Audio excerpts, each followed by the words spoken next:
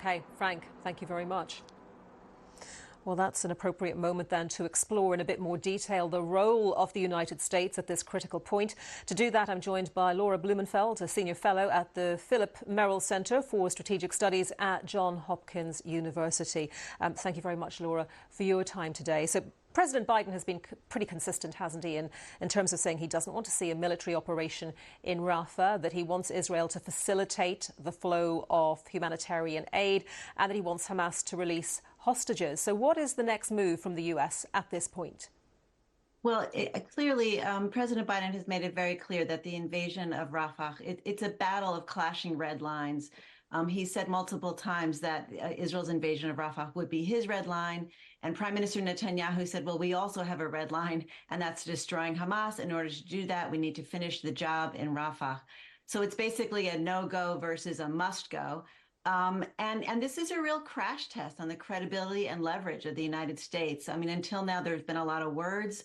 Weapons speak louder than words. And already there are reports last week of kind of a slowdown of a weapons shipment from the United States to Israel.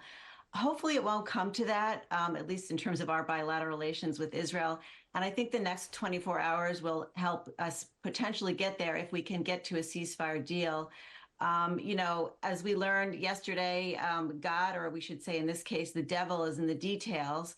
Israel is charging that there was a kind of ceasefire switcheroo, that they had proposed one thing and Hamas had agreed to another. So we'll see how it goes. I mean, Bill Burns, our CIA director, certainly has skin in the game. He's been on the ground personally taking charge. Yeah, and where does the relationship with the United States rank among the competing pressures facing Benjamin Netanyahu right now? In other words, to look at it another way, how much influence can America bring to bear on the situation?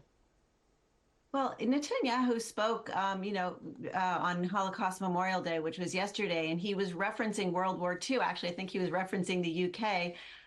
When he said, if need be, we will stand alone. And there was a time during World War II when great powers stood idly by, which I think was a little jab at the United States, during World War II. But I think that the key ingredient that's missing, unfortunately, between multiple parties is trust. The Israelis don't trust the Palestinians. They feel like they were sucker punched on October 7th. They had been sort of in a deterrence relationship with Hamas.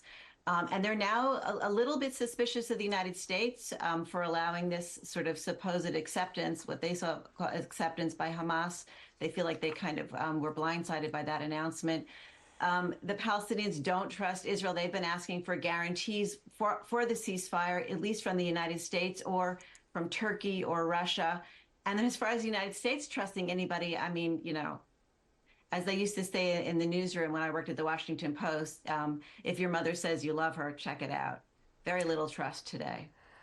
Laura, thank you very much. Laura Blumenfeld there, Middle East analyst. And let me just tell you